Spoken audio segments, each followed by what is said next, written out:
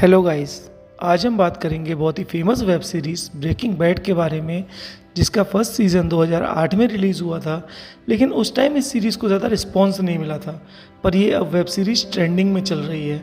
तो अब चलते हैं इस वेब सीरीज़ की स्टोरी की तरफ। इस स्टोरी में हमारा मेन कैरेक्टर है एक केमिस्ट्री टीचर जिसका नाम है वॉल्टर वाइट, जिसकी फैमिली में उसकी वाइफ स्काइलर वाइट, उसका बेटा वॉल्टर वाइट जूनियर जो कि पार्शियल पैरालाइज होता है, और उसका brother in law hang shredder होता है जो कि एक डीईए एजेंट होता है जिसका काम ड्रग माफिया को पकड़ना होता है। तो अब वेब सीरीज़ की स्टार्टिंग होती है वॉल्टर वाइट के बर्थडे वाले दिन से, जब वो सुबह उठता है और उठकर ब्रेकफास्ट टेबल पर आके बैठता है तो उसे फील होता है कि उसकी तबीयत थोड़ी ख़राब है, पर वो इस बात को सीरियस नहीं लेता और ब्रेकफास्ट करके स्कूल चले जाता है, जहाँ वो बच्चों को केमिस्ट्री के बारे में बताता है कि केमिस्ट्री सिर्फ स्टडी ऑफ मैटर ही नहीं होती, chemistry is all about the changes. यानी केमिस्ट्री किस चीज़ के बारे में होती है? चेंजेस के बारे में होती है। जहाँ वो बताता है कि किस तरह केमिस्ट्री में एलिमेंट्स पुराने बॉन्ड्स को तोड़ करके नए बॉन्ड्स का फॉर्मेशन करते हैं, जैसा हमारी लाइफ में होता है।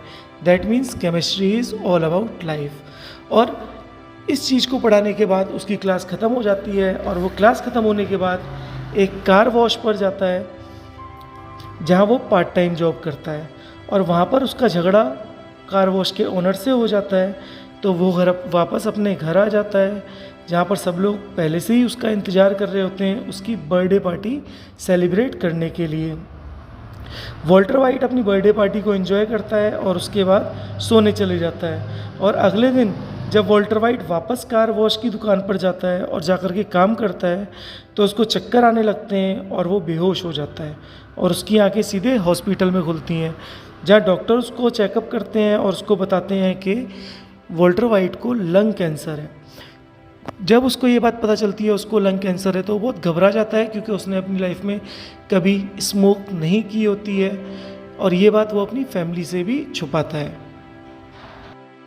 अगले दिन जब वॉल्टर वाइट अपने brother in law hang shredder जो कि एक डीए एजेंट है के साथ जब घूमने जाता है तो उसके ब्रदर इन लॉ के पास ऑफिस से एक कॉल आती है जिसमें उसे बताया जाता है कि उसे अभी के अभी एक जगह पर रेड मारने जाना है जहाँ पर इलीगल ड्रग का फॉर्मेशन हो रहा है। तो हैंक श्रेडर क्या करता है कि वॉल्टर वाइट को भी अपने साथ ले जाता है।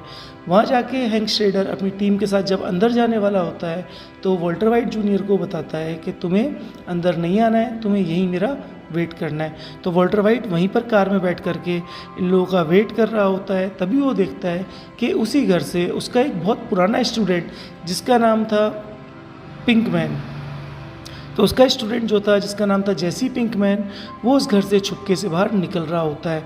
और उसी दौरान पिंकमैन और वॉल्टर वाइट एक दूसरे को देखते हैं और पिंकमैन उसको चुप रहने का इशारा करता है, और वहाँ से पिंकमैन भाग जाता है और वॉल्टर वाइट अपने ब्रदर इन लॉ जो कि एक डी एजेंट है उसको इन्फॉर्म नहीं करता है। उसके बाद वॉल्टर वाइट अपने घर जाता है और उसके बाद फिर शाम को वॉल्टर वाइट जेसी पिंकमैन के घर जाता है, और जेसी पिंकमैन के घर जा कर के उसको मिलता है, जहाँ पे जेसी पिंकमैन उसको देख करके बहुत नाराज़ होता है, बहुत गुस्सा होता है और बोलता है कि क्या आप मुझे पकड़वाने आए हैं? तो वॉल्टर वाइट बताता है कि नहीं, मैं तुम्हें पकड़वाने नहीं आया हूँ, लेकिन तुम मैथ का प्रिपरेशन कैसे कर सकते हो। यहाँ पर वॉल्टर वाइट मेथिलफेनरामीन को शॉर्ट में मैथ कहता है। तो जेसी पिंकमैन बताता है कि हम एक रफ तरीके से मैथ का प्रिपरेशन करते हैं, जहाँ पर वॉल्टर वाइट उसको बोलता है कि तुम इसका प्रिपरेशन करके कितना कमा लेते हो।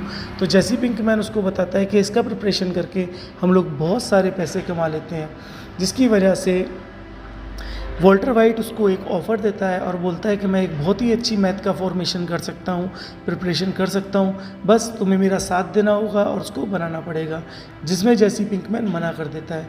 तब वॉल्टर वाइट जेसी पिंकमैन को बताता है कि मुझे लंग कैंसर है, इस वजह से मुझे अपने इलाज के लिए बहुत सारे पैसों की ज़रूरत पड़ेगी, और अगर वो पैसे मेरे पास नहीं हुए तो मैं मर जाऊंगा और मेरी फैमिली की कोई केयर नहीं कर पाएगा। इस बात को सुनकर के जेसी पिंकमैन इमोशनल हो जाता है और वो वॉल्टर वाइट का साथ देता है। अब दोनों एक साथ एक स्टोर पर जाते हैं जहाँ से वो केमिस्ट्री के बहुत सारे इक्विपमेंट्स खरीदते हैं, लाइक फ्लास्क खरीदते हैं, केमिकल्स खरीदते हैं, कुछ ट्यूब्स खरीदते हैं, कुछ टेस्ट ट्यूब्स खरीदते हैं, कुछ बर्नर्स खरीदते हैं। लेकिन अब बात ये थी कि वो मैथ को प्रिपेयर कहाँ पे करें, क्योंकि वॉल्टर वाइट के घर पे वो प्रिपेयर कर नहीं सकते थे, जेसी पिंकमैन के घर पे कोई ना कोई आता था और ये इलीगल था, इसलिए वो लोग घर पे प्रिपेयर नहीं कर सकते थे। तो वो लोग क्या करते हैं, वो लोग एक बड़ी सी गाड़ी खरीदते हैं सेकेंड हैंड, जिसके अंदर वो अपना आराम से पूरा मैथ की लैब का सेटअप करते हैं और वो वहाँ पे मैथ का प्रिपरेशन करना स्टार्ट करते हैं। अब जैसे ही वो मैथ का प्रिपरेशन करना स्टार्ट करते हैं तो वॉल्टर वाइट जेसी पिंकमैन को बोल देता है कि तुम बाहर जाओ और बाहर जाके देखो कि कोई आए ना, और वॉल्टर वाइट खुद से मैथ का प्रिपरेशन करता है और वॉल्टर वाइट एक ही बार में बड़े बड़े क्रिस्टल्स में 95% प्योर मैथ बना लेता है, जबकि आज तक सिर्फ 60 to 65% प्योर मैथ ही लोग बना पाए थे। जिस वजह से जब जेसी पिंकमैन मैथ को देखता है तो वो उसका फ़ैन हो जाता है, और जब उसके मैथ को ये लोग बेचने जाते हैं तो पता पड़ता है कि वो मैथ इतना प्योर होता है, इतना ज़्यादा प्योर होता है कि लोग उसके दीवाने हो जाते हैं। और इस तरह से वॉल्टर वाइट के पास कुछ पैसे आ जाते हैं, जिन पैसों की वजह से वॉल्टर वाइट अपने इलाज की थेरेपी को स्टार्ट कर पाता है। आगे की कहानी हम लोग सेकेंड एपिसोड में सुनेंगे। ये हमारा फर्स्ट एपिसोड है गाइस। अगर आपको ये कहानी पसंद आई है तो हम टारगेट करते हैं 50 लाइक्स का। जैसे ही 50 लाइक्स आ जाएंगे गाइस, मैं दूसरा एपिसोड भी अपलोड कर दूंगा। Thank you for watching my video guys. Please channel को सब्सक्राइब ज़रूर कर देना।